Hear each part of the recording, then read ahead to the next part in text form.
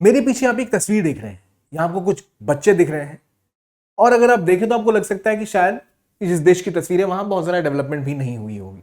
एक ऐसा देश जहां कोई बड़ी नदी नहीं थी, जहां कोई डेवलपमेंट नहीं था, जहां पानी की भारी किल्लत थी, और वो देश थोड़ा डेवलप हुआ और उसके बाद इस तरह डेवलप हुआ कि पूरी काया पलट हो गई। एक ऐसा देश जहां पर कोई मेजर रिवर नहीं है, जहां पर पानी की भारी किल्लत होने की पूरी संभावना थी, वो एक ऐसा देश बन चुका है जिससे भारत बहुत कुछ सीखना चाहता है। भारत भी चाहता है कि इनसे हम कैसे अपने आप को डेवलप करें, इंफ्रास्ट्रक्चर बिल्ड करें, लेकिन मोस्ट इंपॉर्टेंटली जो वाटर स्कैसिटी है उससे कैसे लड़ा जाए, इसमें सबसे बड़ी सीख हमें दे सकता है। एक ऐसा देश जहां पानी की भारी कमी थी, लेकिन आज उस देश के पास है ऐसी खूबसूरत वाटर मैनेजमेंट टेक्निक्स और वॉर्टेक्स वाटरफॉल तक आपको देखने को मिल सकता है। तो जो तस्वीरों से आपको ऑलरेडी पता लग चुका है मैं जिस देश की बात कर रहा हूं उसका नाम है सिंगापुर। और इस वीडियो में हम डिस्कस करेंगे कैसे सिंगापुर ने अपने देश को, जो कि एक छोटी सी कंट्री थी जहां कोई वाटर की सुविधाएं भी नहीं थी, नदियां नहीं है, कुछ बहुत कम वाटर सोर्स है, अपने आप को वाटर में इतना इंडिपेंडेंट बना दिया। किस तरह उसने आपको अपने कंट्री में इतना प्रोडक्शन शुरू किया, इतना इंफ्रास्ट्रक्चर डेवलप किया और साथ ही साथ इतना वाटर मैनेजमेंट के ऊपर फोकस किया कि it is an global example. और कैसे मलेशिया जैसे देश को सिंगापुर पानी बेचता है, जबकि वो नदी जिससे वो पानी निकालता है मुख्य रूप से मलेशिया से ही जाती है। क्या कहानी है आइए जानते हैं इस वीडियो में। तो जो मलेशिया है, पहले सिंगापुर उसी का पार्ट हुआ करता था। 1960 में जाके मलेशिया आजाद होता है। मलेशिया से आजाद होता है कौन? सिंगापुर। और सिंगापुर के जो रूलर है, ये देखिए मलेशिया के पास ही यहाँ पर आपको सिंगापुर देखने को मिलेगा। और इनके जो लीडर हैं ये व्यक्ति ली कुआन यू, अब तो नहीं रहे, लेकिन इन्होंने सिंगापुर को पुश किया टुवर्ड्स द डेवलपमेंटल एजेंडा जो हमें आज देखने को मिलता है। बड़े बड़े स्काई स्क्रैपर वहां बनाए गए। सिंगापुर ने पुश किया अपने आप को एक ग्लोबल एग्जाम्पल बनाने का डेवलपमेंट के क्षेत्र में। पर इनके सामने एक बहुत बड़ी चुनौती थी कि इनके देश के पास ज्यादा रिसोर्सेस नहीं थे। इनके पास सबसे महत्वपूर्ण नहीं थी, वो था पानी। और असल में सिंगापुर ने काफी समय से कोशिश ये की कि वो अपने आप को पानी में डेवलप कर पाए, पानी उनके पास प्रचुर मात्रा में रहे। और उसका सोल्यूशन मिला उन्हें एक रिवर से जो यहां उनके पास बहती है, जिसका नाम है जोहार।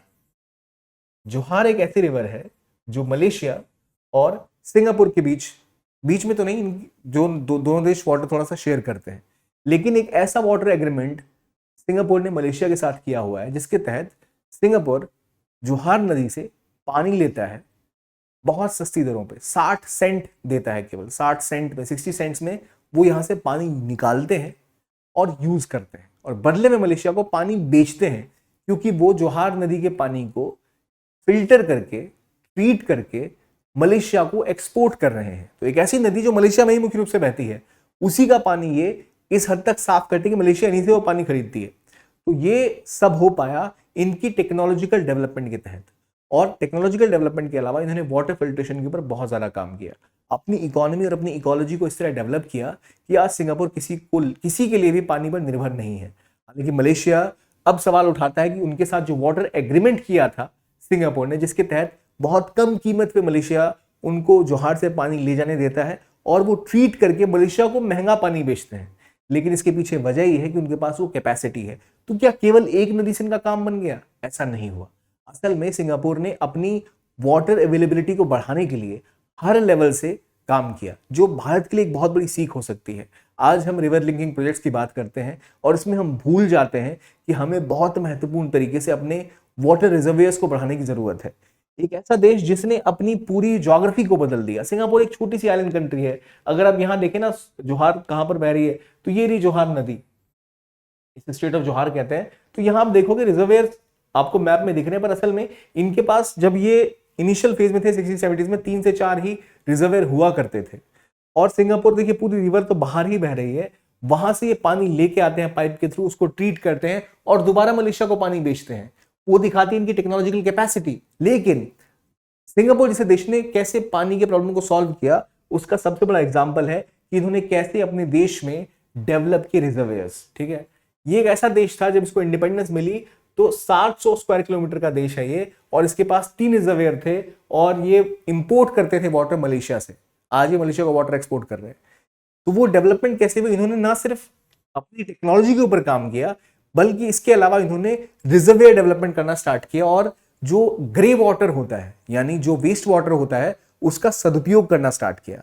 हम बहुत ज्यादा ग्रे वाटर वेस्ट करते हैं। इजराइल का एग्जांपल दिया जाता है, इजराइल 96% अपना ग्रे वाटर रीयूज कर लेता है।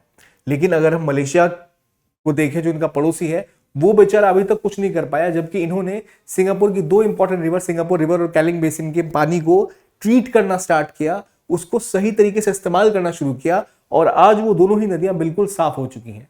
इन्होंने लगातार जो डीसैलिनेशन है उसके ऊपर काम करना शुरू किया। 2005 में इन्होंने अपना पहला डीसैलिनेशन प्लांट खोला था और आज स्थिति ऐसी आ चुकी है कि मलेशिया का लगभग 1/4 जो हिस्सा है वो पानी उन्हें डीसैलिनेशन यूनिट से ही मिलता है। अगर हम देखें मलेशिया में पानी की क्या स्थिति है और सिंगापुर में क्या स्थिति है, तो हमें पता लगता है एक की डिफरेंस कि एक देश जिसने अपनी पॉलिसीज को सही किया उसने कैसे चीजों को बदल दिया। आज अगर हम देखें तो पहला, इन्होंने अपने देश में जहां केवल 4 रिजर्वेयर हुआ करते थे, 4 रिजर्वेयर, यानी पानी जमा करने की जगह ही नहीं, छोटा सा देश, इन्होंने खुद अपने देश की जमीन बढ़ाई पहले और वहां पर एरिया में मिट्टी डाल के एरिया अपना एक्सटेंड किया और 17 रिजर्वेयर आज बना चुका है। ये 17 रिजर्वेयर सिंगापुर के पास है। एक बड़ा कैचमेंट एरिया ये कंट्रोल करते हैं। अगर हम देखें तो डीसैलिनेशन प्लांट के ऊपर ये अपना 30% रिक्वायरमेंट वहां से भी पूरी कर रहे हैं। 250 मिलियन गैलन पानी ये इंपोर्ट करते हैं मलेशिया से, लेकिन ट्रीटमेंट करने के बाद, उसको साफ करने के बाद कुछ हद तक पानी को मलेशिया को ही बेच रहे हैं। न सिर्फ ये, यहां तक कि इन्होंने वाटर प्लांट्स को डेवलप करना स्टार्ट किया, ऐसी टेक्नोलॉजी को डेवलप करना स्टार्ट किया जिससे कंप्लीटली पानी को आरओ के थ्रू रिवर्स ऑस्मोसिस करके बेहतर तरीके से इस्तेमाल कर पाते हैं। तो आज सिंगापुर की स्थिति ये हो चुकी है कि उसकी जो रिक्वायरमेंट है वो रिजर्वेयर से, ट्रीटमेंट प्लांट से, डीसैलिनेशन जो उनके प्लांट्स हैं उससे पूरी की जा सकती है। अब मेरा आपसे सवाल है कि अगर हम सिंगापुर को देखें तो इससे हम भारत क्या सीख सकता है? क्या हम अपने रिजर्वेयर्स को इंक्रीज कर रहे हैं? तो नहीं, भारत में रिजर्वेयर्स इंक्रीज नहीं हो रहे बल्कि घट रहे हैं। अगर हम ग्लोबल एग्जांपल देखें तो आपको देखने को मिलेगा कि भारत में 0 डे आया था, खासतौर पे चेन्नई में। 0 डे का मतलब पता है आपको?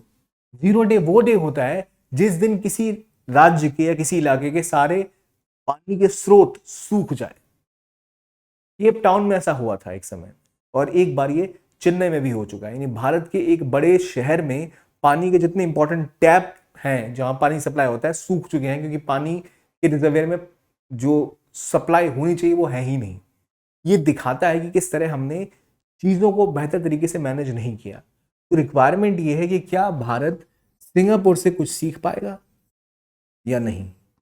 वो सिंगापुर जो मलेशिया से पानी इंपोर्ट करता है कि उनका एक एग्रीमेंट उनके साथ हुआ पड़ा है, लेकिन आज मलेशिया जिसने अपनी वाटर कंजर्वेशन पे ध्यान नहीं दिया, रिजर्वेयर सिस्टम पे उतना ध्यान नहीं दिया, आज वो खुद कह रहा है कि भाई हमारी बात मान लो तो हमें तो आपको केस करना पड़ेगा, आपके ऊपर कोर्ट जाना पड़ेगा आपको लेके, क्योंकि भाई ऐसा तो काम नहीं चलने वाला है।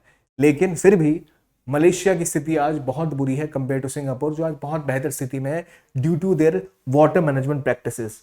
और ये हमें दिखाता है एक की एग्जाम्पल की नदी किसी और की भी सही, जहां से आप जो कैचमेंट एरिया जहां रिवर का मुख्य पानी आता है वो है मलेशिया के पास, लेकिन पानी ट्रीट कर रहा है कौन? सिंगापुर। अपने आसपास रिजर्वेयर बनाए, बाहर से पानी लेके आ रहे हैं, उसको ट्रीट कर रहे हैं, डीसैलिनेशन यूनिट्स लगा दी हैं जिससे समुद्र का पानी को यूज कर सकते हैं। तो इस छोटे से देश ने पानी की समस्याओं को इस तरह से सॉल्व किया। भारत क्या ये सब नहीं कर सकता? कर सकता है। इसलिए भारत इजराइल के अलावा सिंगापुर के साथ भी कई तरह के एग्रीमेंट्स कर रहा है ताकि वो जो भी कंसर्न्स है रिगार्डिंग वाटर यूजेज उसको सॉल्व कर पाए। लेकिन आज समस्या ये आ रही है, जो ये रिजर्वेयर से पानी आता है मलेशिया में, मलेशिया से सिंगापुर में, जिसको फिर ट्रीट करके कुछ ये वापस भेजते हैं इनको, इसके ऊपर विवाद ये है कि अब ये कह रहे हैं कि भाई हम आपको इतने सस्ते दरों पे पानी नहीं देंगे। तो ये विवाद शायद बढ़े भी, लेकिन एक ऐसा देश जहां पानी की भारी किल्लत थी, उसने दुनिया का सबसे बड़ा वोर्टेक्स वाटर फाउंटेन बना रखा है। वो दिखाता है सिंगापुर की डेवलपमेंट और कैसे बेहतर पॉलिसी मेकिंग से बड़े चैलेंज को रिजॉल्व किया जा सकता है। और भारत के लिए बहुत बड़ा एग्जाम्पल है जिसके तहत भारत भी अपने रिजर्वेयर्स पे काम करे जो भारत में सूखते जा रहे हैं। रिवर लिंकिंग प्रोग्राम जो इंडिया रन कर रहा है उनमें कई सारी रिवर्स को हम जोड़ने की बात तो कर रहे हैं, पर वो बहुत ज़्यादा इन्वेस्टमेंट हैवी है और ऑलरेडी हमारे देश में बहुत बारिश होती है। अगर हम उस पानी का इस्तेमाल भी कर पाएँ, जो भारत के वाटरमैन ने भी हमें कहा है कि हमें रिजर्वेयर्स पे फोकस करना चाहिए, ट्रेडिशनल टेक्निक्स के ऊपर भी फोकस करना चाहिए, जिसको हम बिल्कुल नदारद करके चल रहे हैं। तो ये एक एग्जाम्पल है कि हम चाहें तो शायद सिंगापुर की तरह अपने आप को डेवलप कर पाए। ये था आज का वीडियो, देखने के लिए बहुत बहुत धन्यवाद।